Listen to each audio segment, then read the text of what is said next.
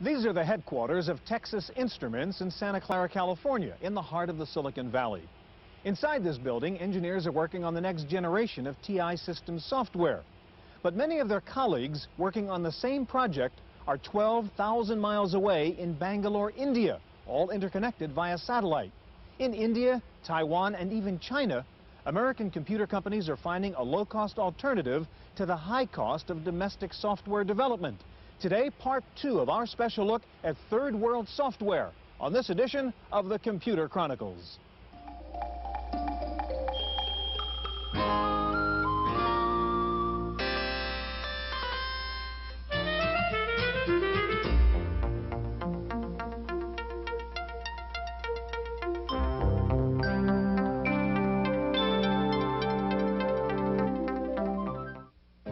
The Computer Chronicles is made possible in part by McGraw-Hill, publishers of Byte magazine, and BIX, the Byte Information Exchange. In print and online, Byte and BIX serve computer professionals worldwide with detailed information on new hardware, software, and technologies.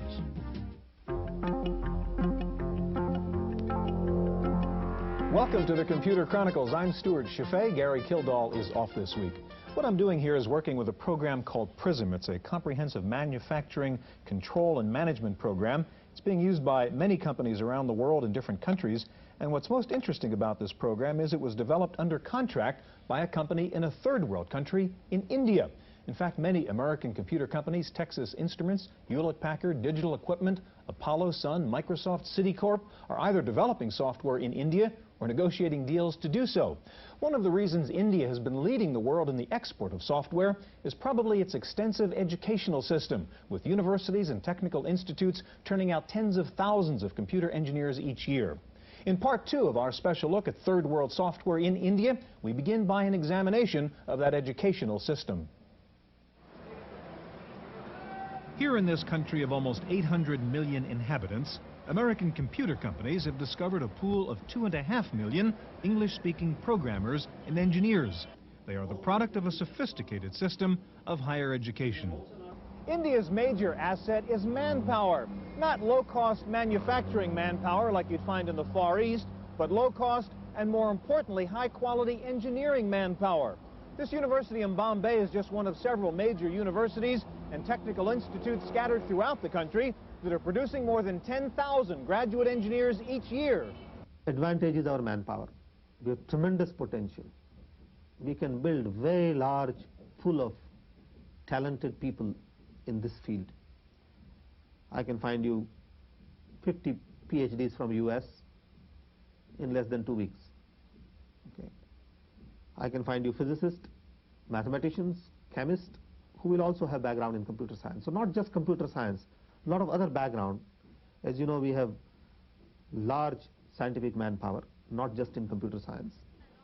One of India's major technical schools is the Indian Institute of Technology in New Delhi. Many graduates of the IIT choose to continue their studies in the States. I would rate the level of education, at least at the undergraduate level in India, in the Indian Institutes of Technology, comparable to best anywhere available. And I can say that with degree of confidence because our students have been able to find admissions in the best universities in the world, including Stanford, MIT, Berkeley, and you name it in US itself. The IIT's PC Lab is open 24 hours a day and serves graduate and undergraduate students. There is such a demand for the lab that students often line up at the door waiting to get in. The Institute offers courses in design automation, robotics, computer networks, and parallel processing. A school with an altogether different curriculum is the NIIT, or National Institute of Information Technology.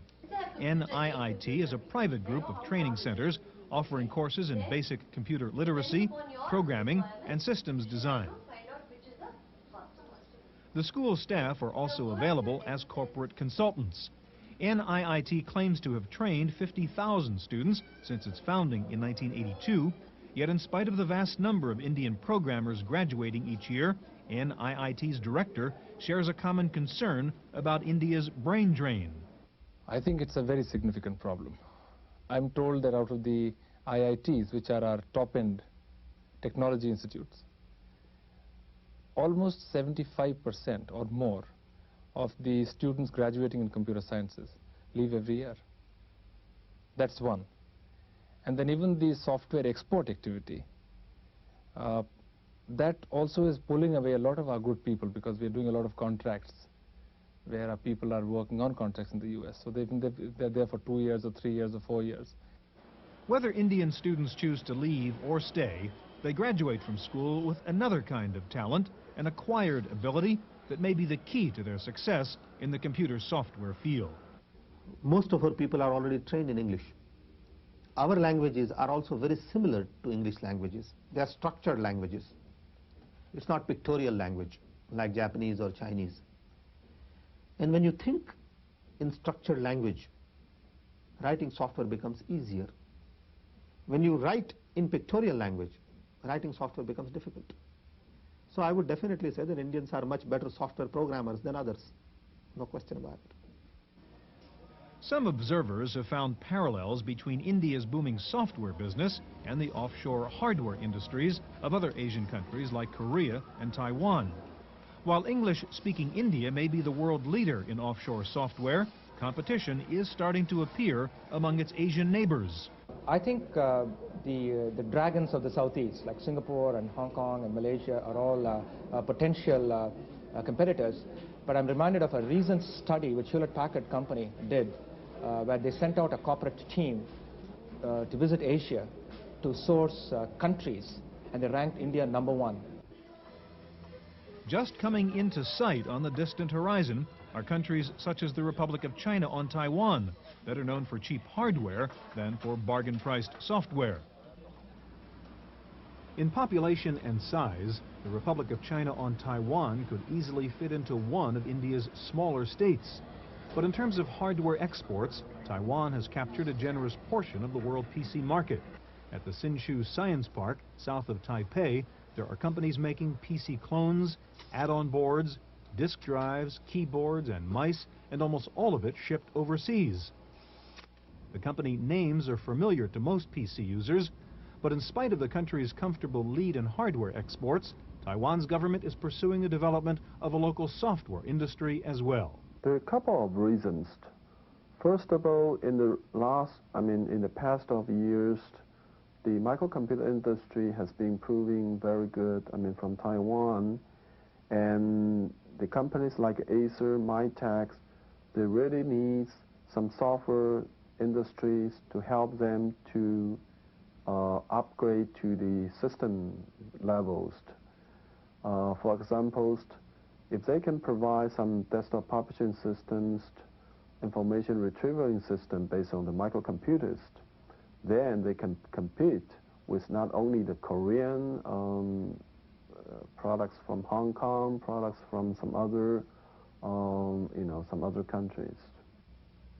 Taiwan's Institute for Information Industry is promoting several kinds of software development, some of which add new functions to popular hardware products like laser printers and scanners. In application software, the III is focusing on desktop publishing in particular and products for the Microsoft Windows environment. There are advanced projects as well in artificial intelligence, expert systems, and computer-aided software engineering. I don't think we're going to occupy the whole world market, okay? I believe Indian probably are very good for the software industry. Well, so as us.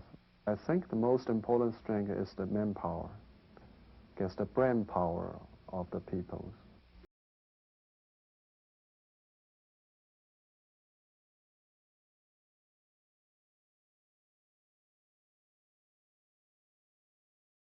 Paperback Software is one of the few U.S. firms selling software inside India.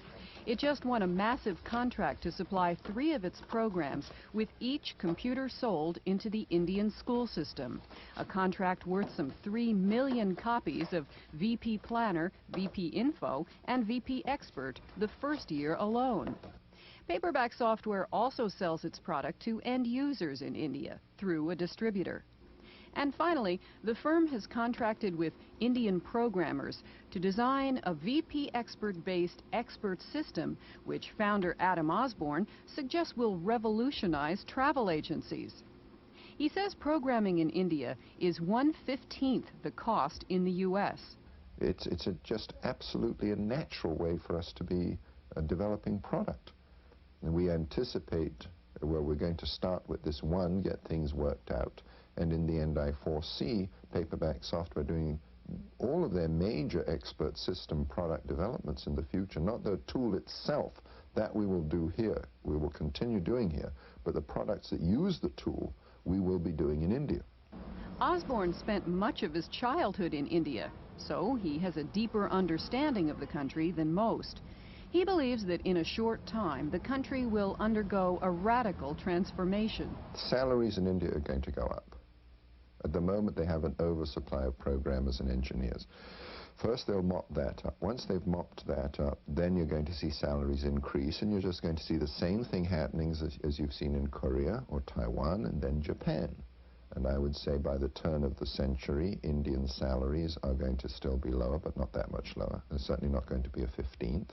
And sometime in the year 2020, I expect that India is going to be in very much the same position as Japan. You know, they're going to have enormous foreign reserves, but they're not going to have that much price difference anymore. For the Computer Chronicles, I'm Wendy Woods.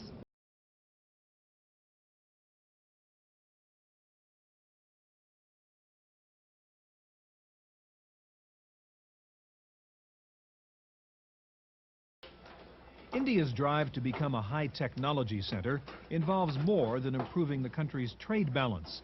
The new liberal trade policy has an ulterior motive: to raise the country's domestic level of technology applications.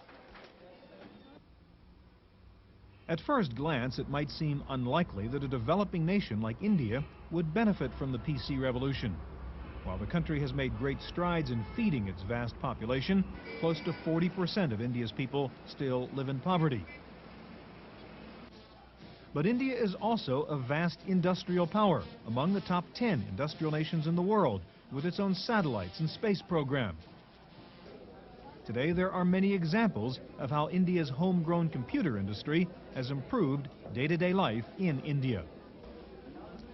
In the past, the trouble with the Indian railway system was not how long it took you to get from A to B, but how long it took you to buy a ticket. It wasn't uncommon in the past to have to wait in line for 8 hours or more just to buy one train ticket. Now, thanks to a computerized reservation system, the average wait in line has been cut to less than 20 minutes. The Indian railway system is one of the world's largest and the principal means of transport for the Indian people. Over 10 million passengers board Indian trains each day. Until recently, buying a ticket was a complicated and time-consuming ordeal, requiring half a day or more of waiting in different lines for different trains. The new computerized reservation system, called Impress, was developed by the CMC Corporation of New Delhi. In the railway stations, for example, in a big railway station like New Delhi, actually there are about 160 trains going every day, and each train has to have a counter. Now, there are certain trains where the rush is very great, and in others it's much less. A person going in a train which is very crowded has to stand in a queue which is, you know, very, very unwieldily long. And it takes a lot of time, almost a full day to buy a ticket. So now what has happened is, from a dedicated counter for a train, it is any counter, any train. And people have really come and told us that it's a real great difference. The Impress reservation system controls hundreds of train movements from Bombay to Calcutta, from Delhi to Madras. The memory capacity exceeds 2,500 megabytes of storage. Booking a seat can be very complex. There are 4 different classes of service, and within each class you can book sitting, sleeping, or standing room. There are express and local trains, and there are dozens of discounts for everyone from art students to Bravery Award winners. The reservation system includes video displays of the status of each train. Trains are routinely overbooked in India, and waiting lists are common. The status screens are color-coded. Green indicates that seats are available. Yellow stands for reservation against cancellation, whereas red means wait list only. A blinking cell means the status is about to change. New Delhi station alone sells about 50,000 seats per day. While computerizing India's immense rail network may be a unique challenge, the technology used in the process is applicable to other similar projects, and more importantly, it is exportable. Railways may not be so very relevant in a developed country because other forms of transport are more prominent. But a freight management system, for example, or an online transaction processing system of such a magnitude would be useful in so many other applications, like in ports. There are so many areas, even airline reservations. So we can easily translate these skills to developing relevant applications in whatever country it's needed. Statistically, India is a country of mind-boggling numbers. Almost any kind of large-scale computer project quickly becomes a massive undertaking because of the sheer size and diversity of the country. There are 12 cities in India with over 1 million population, and 4 of those have populations exceeding 4 million. Yet over 70% of the population lives in rural areas, scattered amongst 500,000 villages. In an effort to link the widely dispersed government offices, India's National Informatics Center is building a wide-area satellite network. When complete, it will link 32 state governments and 441 local districts with 500 Earth stations, possibly the largest network of its kind in the world. NICNet, as it's known, provides a query-based national database accessible to all government entities. NICNet reaches into every corner of India, including remote jungles where, according to reports, technicians were chased away by unfriendly local tribes. The NIC's next project is to create an Asian computer network linking countries from Bangladesh to Iran.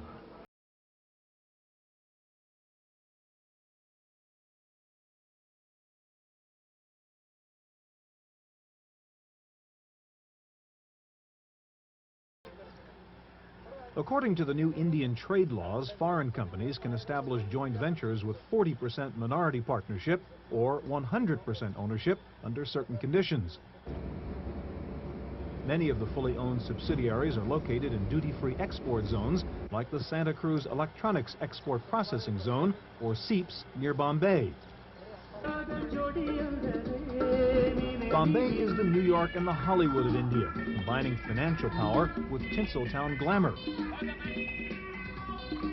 Recently, India's premier business city added high technology to its collection by giving exporters a very special deal. SEEPS, a campus-like suburban industrial park, is the first duty-free export zone in India devoted to electronics and software. Companies setting up shop here are entitled to a tax holiday for the first 5 years of operation, and they receive a 50% discount on the lease. Rent is cheap, about 3 rupees per square foot per month. That's equal to about 20 cents. Among software exporters, Citicorp is a major tenant at SEEPS. With an office that looks like it could have been airlifted from the Silicon Valley, Citicorp Overseas Software Limited, or COSL, is connected to other Citibank offices by electronic mail. The company has imported a sample of almost every kind of hardware, from IBM mainframes and DEC VAXes to PS2s and Macintoshes. COSL was started in 1985 to develop software for Citibank, but they have expanded to produce securities trading, accounting, and retail banking software for worldwide sale. One of the company's recent projects is a PC-based retail banking package called Microbanker for smaller banks and branch offices.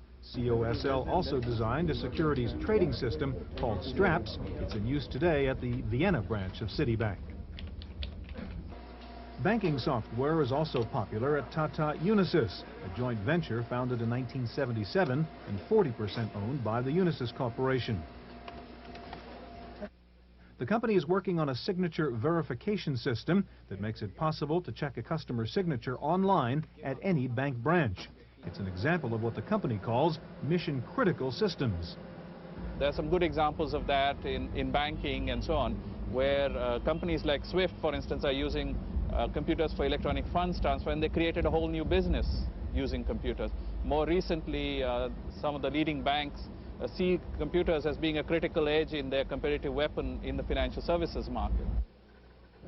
SignBank is a program that digitizes and stores signatures for later verification by a bank teller. The software can present signatures in any graphic form, including Chinese characters and the phonetic equivalents. Tata Unisys also developed a package for foreign exchange dealers called EasyDeal. Designed for smaller networks, the software interface can be controlled either through the keyboard or by touchscreen.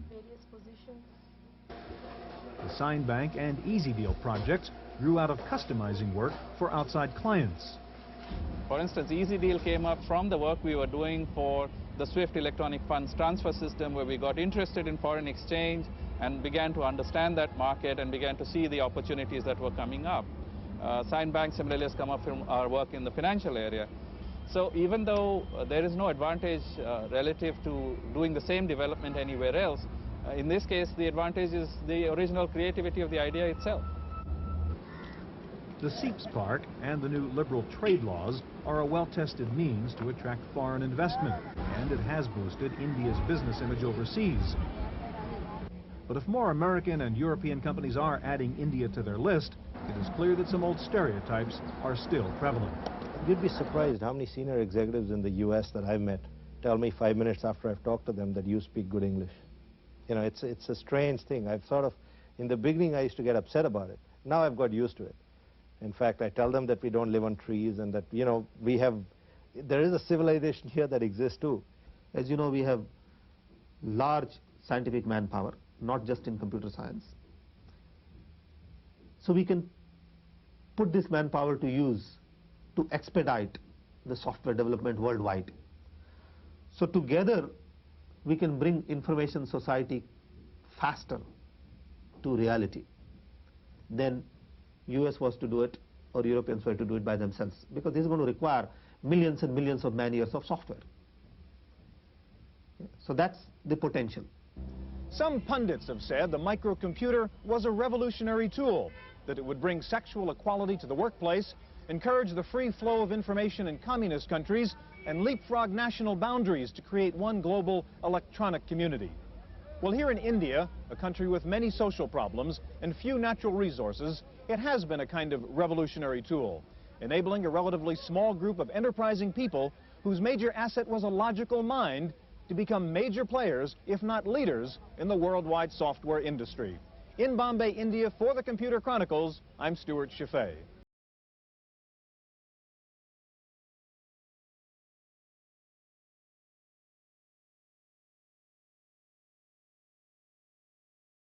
Access file this week, arch rivals Compaq and IBM have signed a cross-licensing agreement covering patents in the area of personal computers, peripherals, and other advanced computer technologies. Compaq said the patents it would license from IBM would include microchannel-based products, but Compaq said it had no plans to introduce MCA products and was still committed to ESA. The Open Software Foundation has announced that its Motif Unix interface is now available for licensing to software developers. The graphic user interface for Unix runs under the X Windows system and provides a PC-like interface for Unix. Several companies have already committed to Motif, including IBM, HP, DEC, Oracle, and the Santa Cruz operation.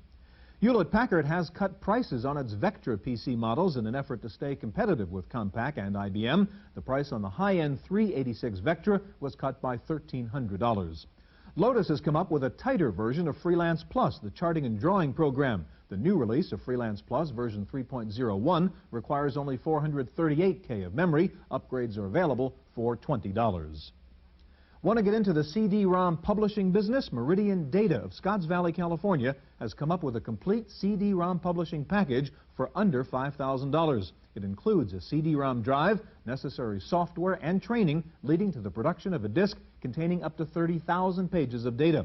Meridian says it's hoping to convince more companies to start using CD-ROMs. A recent survey showed that 90% of Fortune 500 companies say they are thinking about getting into CD-ROMs, but only 4% are now actually using CD-ROM technology.